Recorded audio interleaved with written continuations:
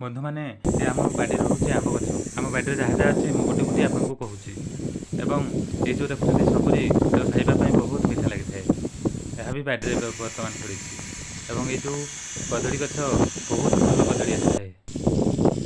आउ जो कुंदरी गछ देखुं देशी कुंदरी खावाई बहुत टेस्टी होता है यार बहुत चाहिदा अच्छी बजार में 20, 30, 40, 50, 60, 70, 80 टका पर्यटन बिक्री होउची ये जो देखुं नड़िया गछ ये नड़िया गछ 3 वर्ष तले लगाई आ 3 वर्ष ये फड़ और ये जो झुड़ंग गछ देशी प्रजातिर झुड़ंग गछ आम निज ये लंका गछ भी निज देशी लंका गछ और भेंडी आम बाड़ी लगी निज खावाई एवं ये जो कुशला शाग ये कुशला शाग मंजी रखा है और ये जो आजला घास या गाई गुड़ा को खावाई दि